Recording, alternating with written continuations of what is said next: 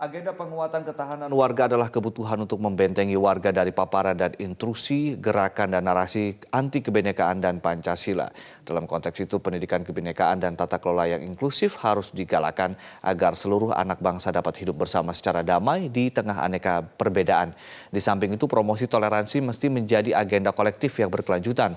Oleh karena itu, merebaknya intoleransi dan radikalisme harus ditangani sejak dini. Intoleransi merupakan anak tangga pertama menuju terorisme. Untuk membahasnya sudah hadir bersama kita Ismail Hassani, Direktur Eksekutif Setara Institute. Selamat pagi Mas Ismail. Selamat pagi Mas Adi. Ya, Mas Ismail, ini kaitannya dengan peristiwa yang baru saja terjadi gitu, penyerangan terhadap Menko Polhukam, dan juga kita sedang merayakan atau memperingati, bukan merayakan, kita ralat memperingati 17 tahun serangan bom Bali begitu ya. Terus kemudian dari Setara Institute sendiri mengatakan bahwa harusnya dilakukan penguatan ketahanan warga. Bentuknya seperti apa untuk kemudian bisa mencegah radikalisme dan juga terorisme ini? Ya, kalau kita bertolak dari premis the staircase of terrorism, ya artinya tangga-tangga menuju terorisme, memang untuk orang menjadi aktor teroris butuh tahapan. Dan tahapan ini bisa lambat, bisa cepat, tergantung environment, lingkungan yang mendukungnya gitu. Ini yang disebut dengan enabling environment. Kalau enabling environment atau lingkungan yang memungkinkan segera ini mendorong secara cepat, ya, maka seseorang yang pada mulanya hanya intoleran atas perbedaan agama misalnya atau orientasi politik misalnya, dia bisa berinkubasi secara cepat menuju radikal dan kemudian menjadi seorang teroris. Nah, inkubasi ini yang saya kira arena kerja kita bagaimana memastikan proses inkubasi ini tidak terjadi. Karena kalau ideologi intoleran ini di Republik memang sudah ada sejak lama. Dan semua orang punya potensi untuk menjadi intoleran. Tetapi kalau intolerannya terbatas pada intoleran pasif misalnya, di mana dia dalam konteks keagamaan misalnya, agama saya yang paling benar, misalnya yang lain salah.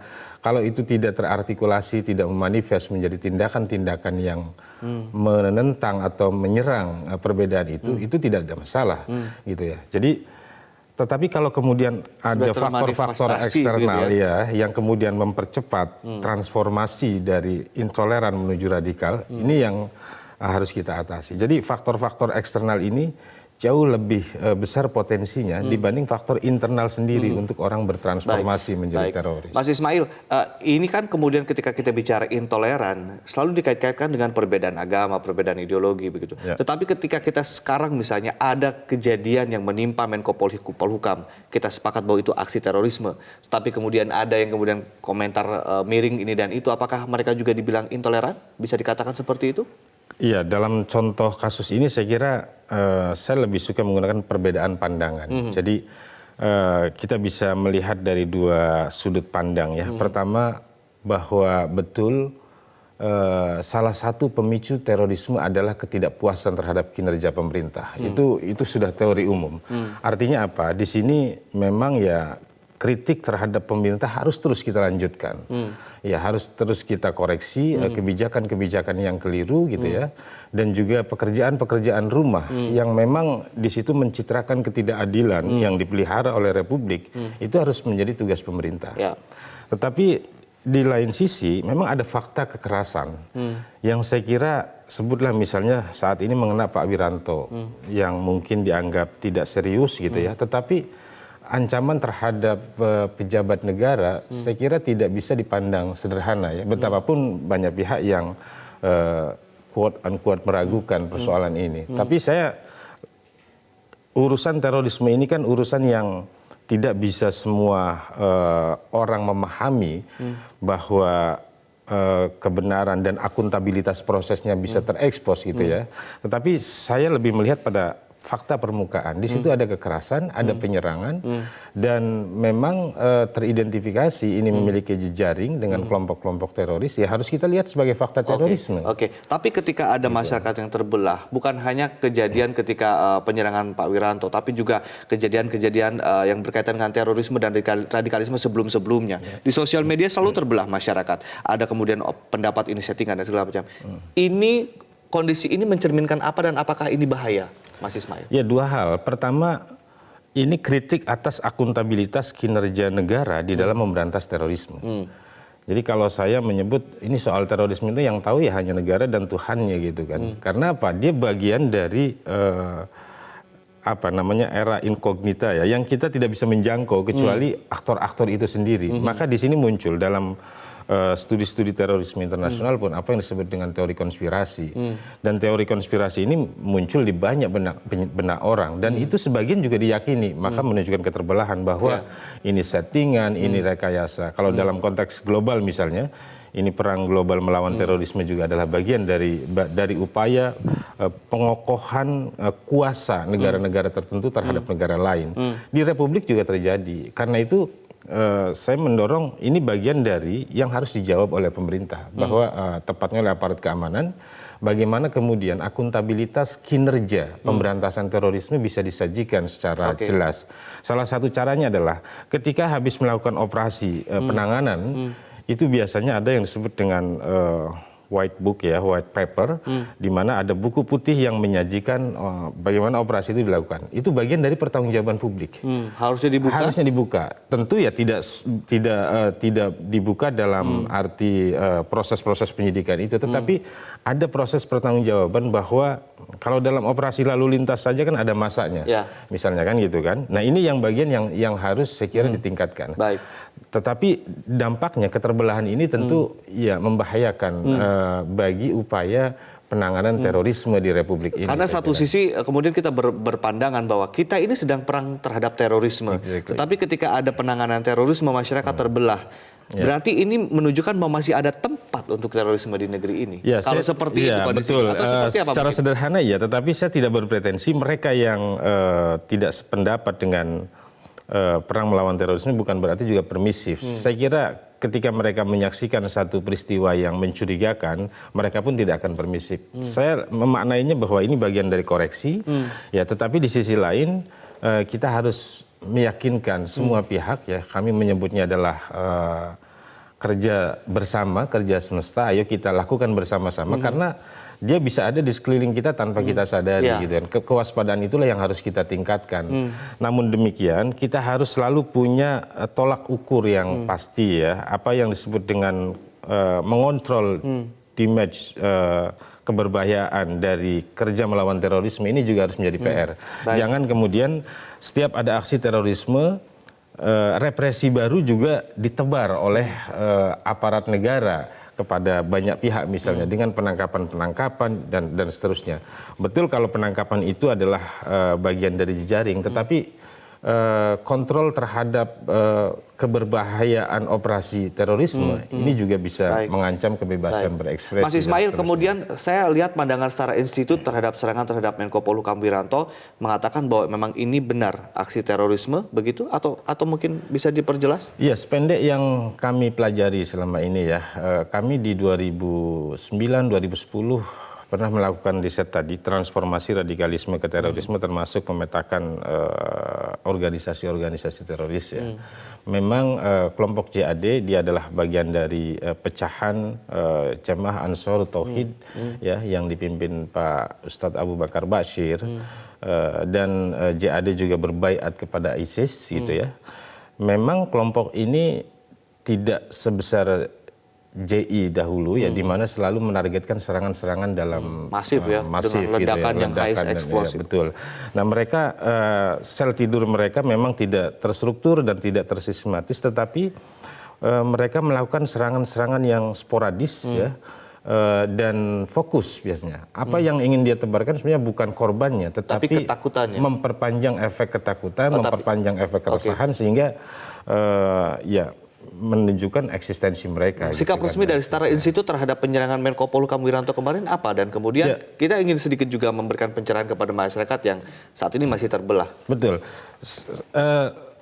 2 hari sebelum peristiwa saya juga mengkritik keras Pak Wiranto terhadap sejumlah langkah, baik soal Papua, soal penanganan demonstrasi, termasuk sikapnya terhadap sejumlah RUU misalnya, karena Pak Wiranto membawahi bidang Menko Polhukam.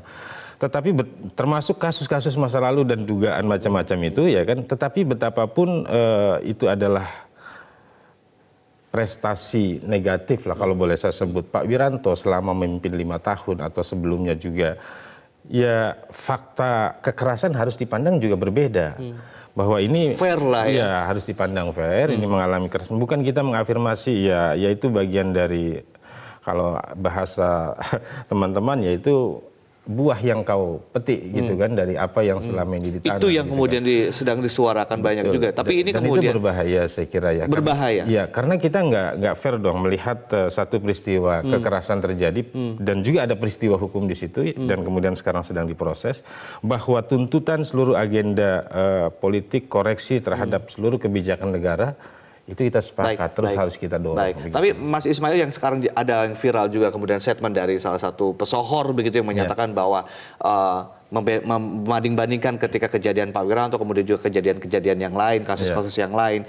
Apakah kemudian ini punya ekses negatif kepada masyarakat yang kemudian saat ini sedang terbelah melihat kasus penyerangan dan juga terorisme? Iya. Kalau masyarakat sudah menganggap permisif terhadap serangan teror, ini tentu membahayakan bagi agenda pemberantasan terorisme. Karena tidak ada keberhasilan memberantas terorisme itu hanya semata-mata mengandalkan negara. Karena apa? Karena PR terbesar kita justru tadi memastikan enabling environment ini tidak mempercepat inkubasi orang menjadi teroris. Dan ini bukan kerja pemerintah saja, ini kerja masyarakat. Bagaimana misalnya mulai sejak dini kita ditanamkan untuk saling menghargai, saling berbagi dalam tata kelola yang inklusif begitu. Jadi saya kira kita bisa fokus pada satu, Pak Wiranto sudah mulai pulih ya. Fokus kedua adalah penegakan hukumnya. Dan mari kita fokus dengan agenda-agenda yang tersisa. Sistem begitu ya.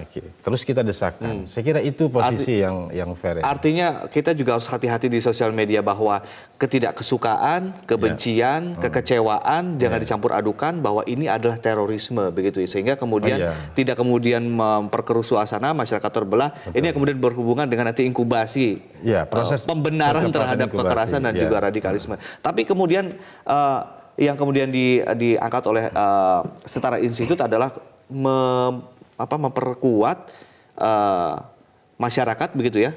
Bagaimana caranya kemudian meningkatkan resilien dari tingkat keluarga, RT, RW, desa sampai kemudian tingkat negara gitu. Kemudian sehingga kita tidak permisif terhadap. Betul, ada banyak cara ya. Yang paling sistematis tentu saja melalui institusi-institusi pendidikan. Bagaimana kemudian pelembagaan praktik-praktik kebinekaan ini terjadi sejak SD, sejak PAUD bahkan ya pendidikan anak usia dini, SD, SMP dan seterusnya. Yang ini sebenarnya dalam setidaknya 10 tahun terakhir tidak memperoleh penanganan yang serius, tidak memperoleh perhatian serius. Selain bergonta-ganti kurikulum ya, tetapi juga atensi pemerintah. Dulu ada pendidikan karakter misalnya, itu juga sebatas ya proyek yang tidak menunjukkan hasil yang optimal. Jadi pelembagaan ini yang paling sistematis. Tapi cara lain juga banyak ya, termasuk bagaimana meningkatkan literasi kita dalam bermedia sosial ya. Ini bagian dari upaya membangun peradaban komunikasi kita yang lebih berkualitas. Karena hari ini salah satu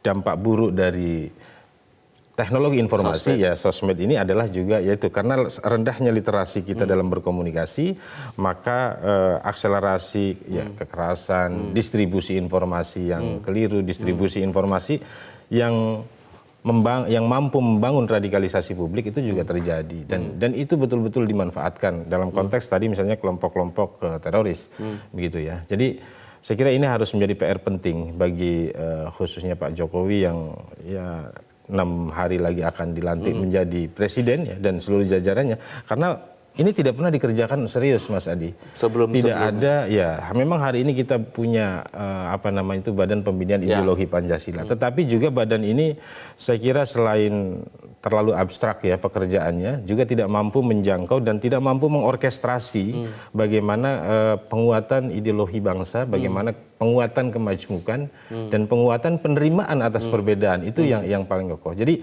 ketahanan warga itu adalah satu kondisi dinamis dalam diri warga negara ya, ketika yang mampu beradaptasi dan juga ya tentu saja mencegah seluruh potensi ancaman. Artinya dia sudah punya antivirus, semacam Punya antivirus begitu ya Mas betul. Ismail ya.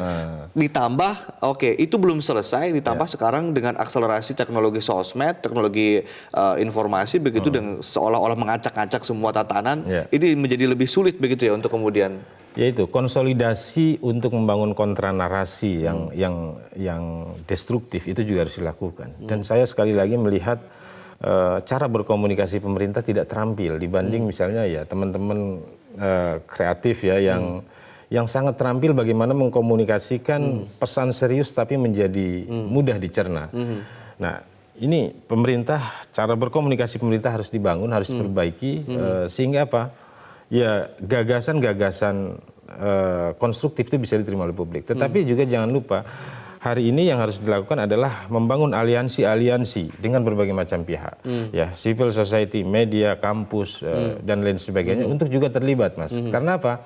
Tidak ada pesan tunggal yang hari ini mutlak bisa dipatuhi gitu kan. Kalau pesan itu datang hanya dari arus negara, ya saya kira juga yang terjadi adalah penentangan begitu. Kekerasan adalah kekerasan, terorisme adalah terorisme, ketidaksukaan, kekecewaan, tolong dipisahkan supaya tidak memperkeruh suasana dan kemudian kita bisa menanamkan antivirus, anti terorisme dan radikalisme begitu di Dan masyarakat. agenda memperjuangkan keadilan harus terus juga berlangsung. Diperbaiki begitu ya. Baik, terima kasih Mas Ismail telah Andi, terima kasih. memberikan insight kepada kami di Metro Pagi Prime Time dan